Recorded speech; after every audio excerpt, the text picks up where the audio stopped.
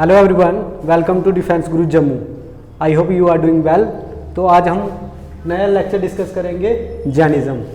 तो पढ़ने से पहले थोड़ी मोटिवेशन हो जाए तो टीपू सुल्तान की एक कोट है।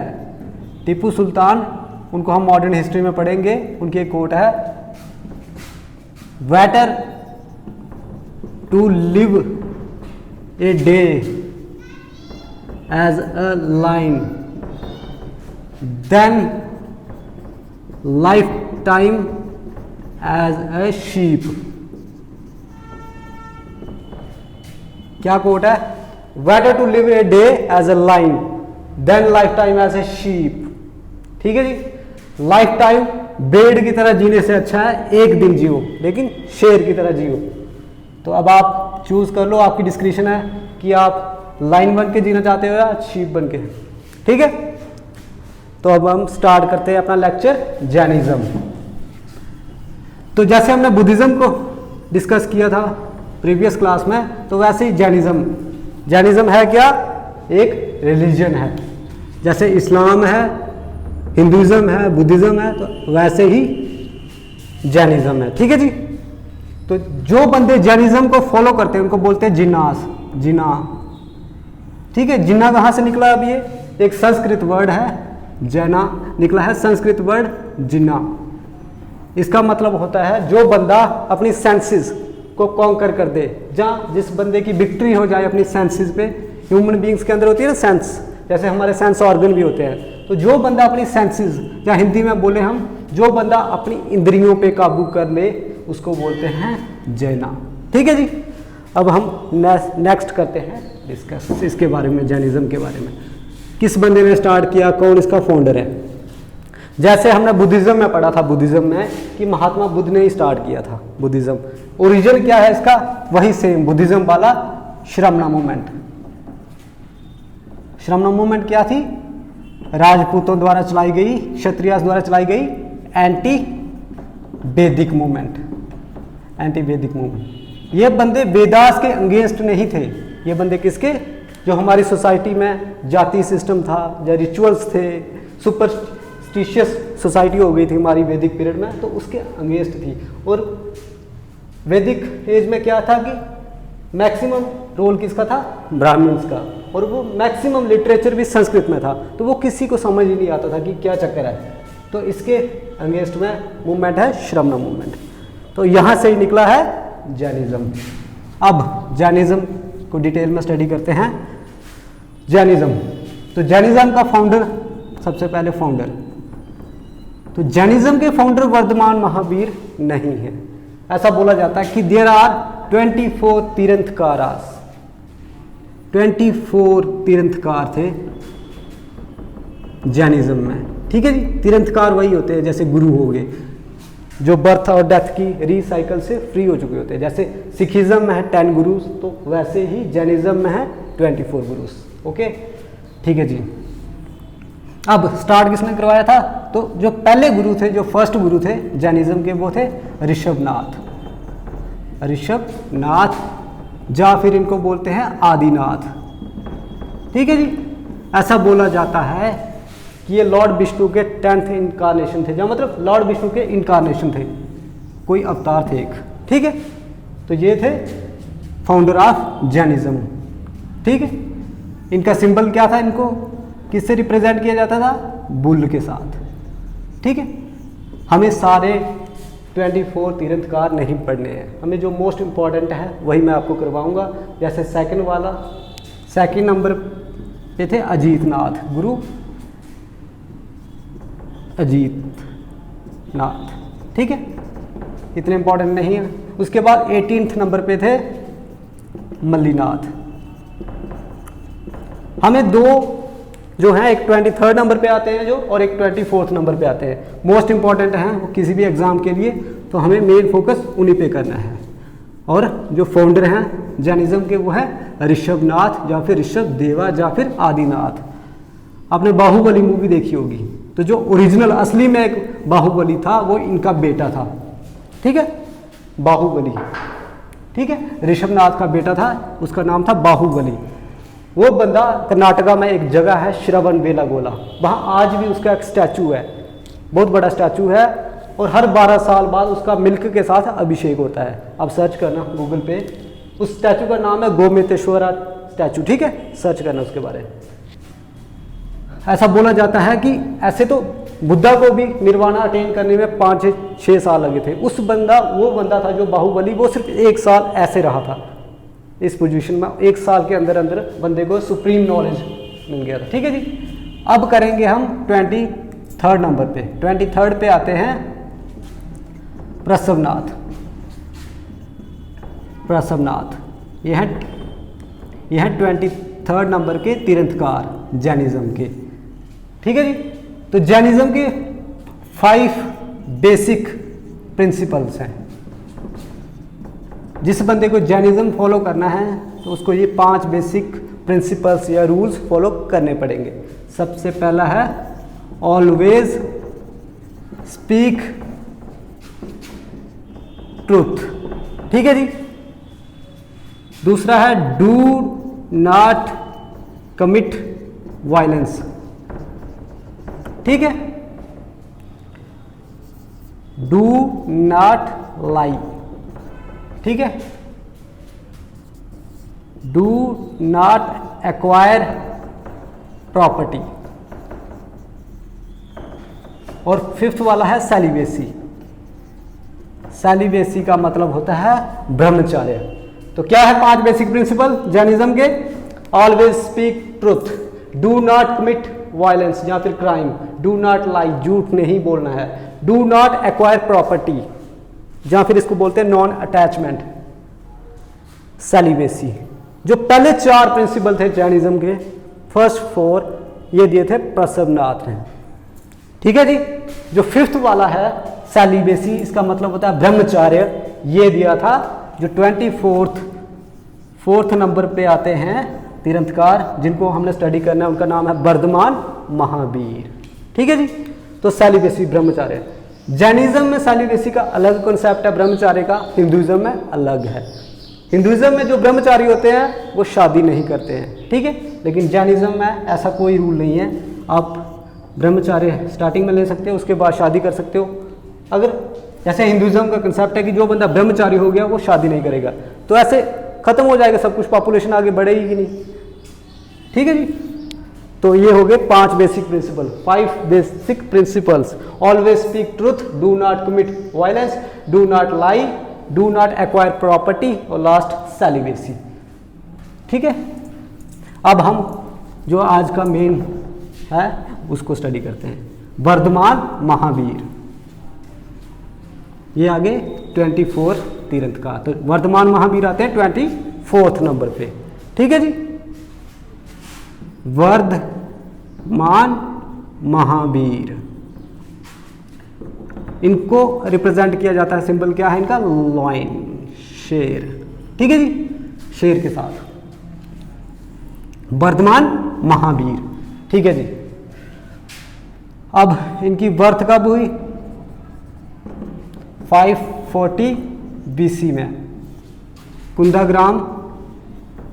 कुंदाग्राम जगह है बिहार में, वैशाली डिस्ट्रिक्ट, ठीक है जी। कुंदाग्राम बिहार लिख देता हूं। डेथ कब हुई?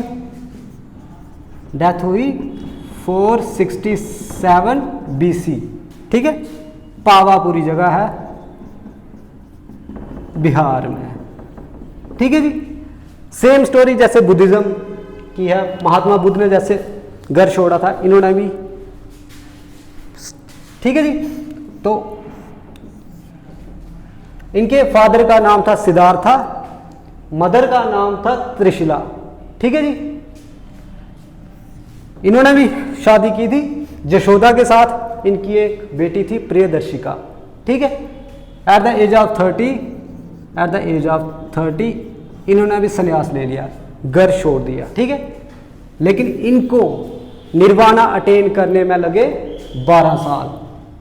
एट द एज ऑफ 42, ठीक है, under sal tree near Rijupalika river, ठीक है, इनको मिला निर्वाणा। लेकिन जैनिज्म में क्या बोलते हैं, मोक्ष को या फिर सुप्रीम नॉलेज को, इसको बोलते हैं कैवल्य, कैवल्य बोलते हैं, ठीक है, क्योंकि लैंग्वेज का डिफरेंस है।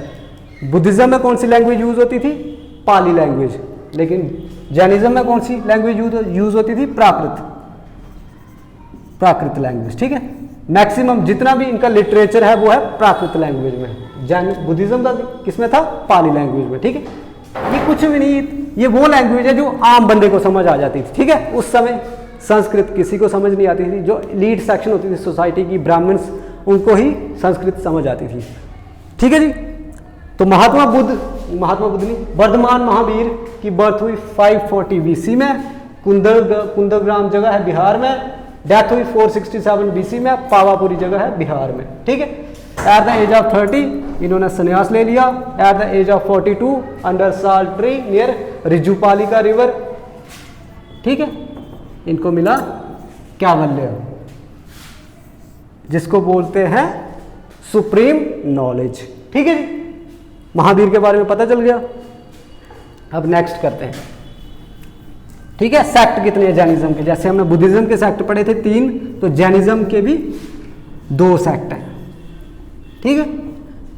एक होते हैं दिगंबर्स, दूसरे होते हैं, इधर लिख देते, 2 sect of Jainism. First one is Digambars और सेकंड है श्वेतांबर्स। अब मैं एक्सप्लेन करता हूं दिगंबर्स क्या होते हैं और श्वेतांबर्स क्या होते हैं, ठीक है। तो मौर्यन एम्पायर में एक रूलर थे, अभी हम मौर्यन एम्पायर को स्टडी करेंगे, चंद्रगुप्त मौर्य। जब चंद्रगुप्त मौर्य का टाइम पीरियड चल रहा था, उस समय क्या हुआ, मगध एम्पायर में उनकी कैपिटल थी पाटलिपुत्रा, तो उधर सूखा पड़ गया, फेमाइन पड़ गया, ठीक है। तो जो चंद्रगुप्त मौर्य थे वो कौन से रिलीजन को फॉलो करते थे, जैनिज्म को। तो तब चंद्रगुप्त मौर्य ने डिसाइड किया कि मैं कर्नाटका वाली साइड जाऊंगा, साउथ में, क्योंकि उनका बेटा बिंदुसारा ऑलमोस्ट किंग बनने वाला था। तो वो उनके फॉलोअर और उनके गुरु थे भद्रबाहु, ठीक है। चंद्रगुप्त मौर्य भद्रबाहु के साथ चले गए कर्नाटका में, श्रवण बेलागोला एक जगह है उधर, और जो बंदे इधर ही रुक गए मगधा में ही, जो जैनिज्म के फॉलोअर, उनको बोलते हैं श्वेतांबर, उनके गुरु थे स्टूलभद्र, ठीक है। दिगंबर्स इनके गुरु थे श्वेतांबर, ठीक है। इनके गुरु थे भद्रबाहु और इनके थे स्टूलभद्र, ठीक है। अब दिगंबर्स कौन होते हैं, जैनिज्म में दिगंबर्स वो बंदे होते हैं जो बड़े एक्सट्रीम लेवल की प्रैक्टिस करते हैं, ठीक है। जैसे जो चंद्रगुप्त मौर्य थे, उन्होंने भी बड़ी एक्सट्रीम लेवल की प्रैक्टिस की होती है। ये बंदे वो होते हैं, मतलब कपड़े तक नहीं पहनते, जब इनको लगता है कि अब हमें और जीना नहीं है, तो स्लो स्टार्वेशन टिल डेथ, मतलब बैठ जाते हैं एक जगह पे और खाना ही नहीं खाते हैं जब तक इनकी डेथ ना हो जाए।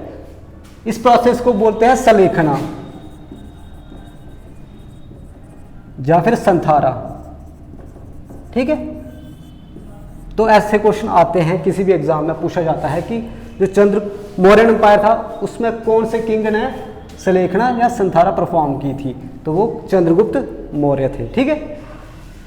उनके गुरु का नाम था भद्रबाहु। तो दिगंबर्स, ठीक है। अब दिगंबर्स क्या होते हैं, दिगंबर्स वो ऑर्थोडॉक्स सेक्शन है जैनिज्म में। ये बंदे क्या करते हैं, एक्सट्रीम लेवल की प्रैक्टिसेस करते हैं। ऐसा बोला जाता है कि ये बंदे नहाते तक नहीं हैं। जैनिज्म में कंसेप्ट है जीव, सोल।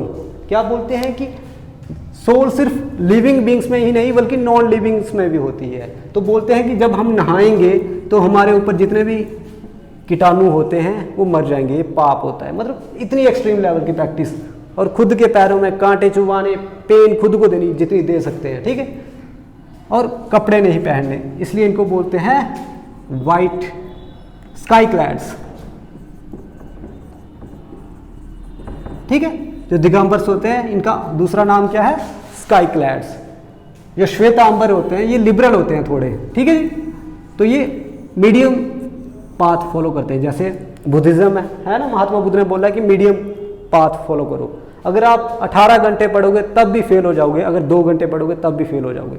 मीडियम पाथ, 7 से 8, 9 से 10 इतनी मैक्सिमम रेंज रखा करो, ठीक है। इनको बोलते हैं वाइट क्लैड। ये क्लोथ्स पहनते हैं वाइट वाले, ये आपने देखे भी होंगे कहीं, ठीक है, ये नहीं देखे होंगे। ऐसा नहीं है कि मतलब सिर्फ जैनिज्म में ही बंदे नंगे घूमते हैं, हमारे हिंदुइज्म में भी हैं, ठीक है। अघोरी हैं, अघोरी साधु होते हैं जो, ठीक है। तो 2 सेक्ट हो गए, दिगंबर्स और श्वेतांबर्स, ठीक है। अब चलते हैं आगे। इनका जितना भी लिटरेचर है वो मैक्सिमम प्राकृत लैंग्वेज में, ठीक है। लिटरेचर कौन सी लैंग्वेज में है? प्राकृत लैंग्वेज में, ठीक है। इनकी होली बुक क्या है? जैसे हिंदुइज्म की होली बुक है भगवत गीता, इस्लाम की कुरान है, तो इनकी है कल्पसूत्रा। याद रखना इंपॉर्टेंट, ठीक है। तो ये है। अब इनके कुछ स्ट्रक्चर टेम्पल्स देख लेते हैं जो एग्जाम में पूछे जाते हैं, मोस्ट इंपॉर्टेंट। जैनिज्म के रिलेटेड टेम्पल्स हैं बहुत सारे। तो जहां वर्धमान महावीरा को कैवल्य या फिर सुप्रीम नॉलेज मिला था, उधर एक मंदिर बनाया है, उसका नाम है जल मंदिर, ठीक है। वो इंपॉर्टेंट नहीं है, आपको याद रखना है Dilwara Jain temple. Dilwara Jain temple most important temple है जैनिज्म का, ठीक है जी। कहाँ है? माउंट आबू। माउंट आबू जगह है राजस्थान में। राजस्थान का एक ही हिल स्टेशन है, वो है माउंट आबू, ठीक है। उधर ये है दिलवारा जैन टेम्पल, ठीक है। ये बनाया था 8th सेंचुरी में। बिमल शाह रूलर थे एक चालुक्यन डायनेस्टी के, उन्होंने बनाया था दिलवारा जैन टेम्पल, ठीक है। तो रिवाइज कर लेते हैं। जो जैनिज्म है इसके टोटल हैं 24 तीर्थंकर। जो इसके फर्स्ट फाउंडर हैं वो हैं ऋषभनाथ, या फिर उनको बोलते हैं आदिनाथ। उसके बाद हमें पढ़ने हैं 23rd वाले, उनका नाम है प्रसवनाथ। जो जैनिज्म के बेसिक प्रिंसिपल्स हैं 5, वो इन्होंने दिए, ठीक है। उसके बाद 24th नंबर पे आते हैं वर्धमान महावीरा, ठीक है। इनकी बर्थ हुई थी 540 BC में, कुंदाग्राम जगह है बिहार में, ठीक है। इनकी डेथ हुई थी 467 BC में, पावापुरी जगह में, ठीक है जी। इनको कैवल्य मिला था at the age of 42 under sal tree near Rijupalika river. याद रखना, रिजुपालिका रिवर बुक्स में नहीं मिलती है कभी भी, ठीक है। अब इनके 3 रत्न है जैनिज्म के, 3 रत्न या 3 ज्यूल्स, 3 रत्न आप जाने। ये क्या बोलते हैं कि बंदे को क्या क्या करना चाहिए? बंदे के पास राइट नॉलेज होना चाहिए फर्स्ट, दूसरा राइट एक्सपीरियंस, और तीसरी बात है जैनिज्म की बंदे का राइट कंडक्ट होना चाहिए। तो ये है 3 रत्नास या ट्राई रत्नास ऑफ जैनिज्म, ठीक है। तो हो गया जैनिज्म का इतना ये बेसिक इंट्रोडक्शन। बाकी इसकी 2 जैनिज्म की काउंसिल्स भी हुई हैं, एक बिंदुसारा ने करवाई है, वो आप बुक्स में देख लेना, सामने दिख जाती है किसने करवाई है, कब करवाई है, ठीक है। तो ये था कॉन्सेप्ट। आज के लिए इतना ही। Thank you so much, bye bye.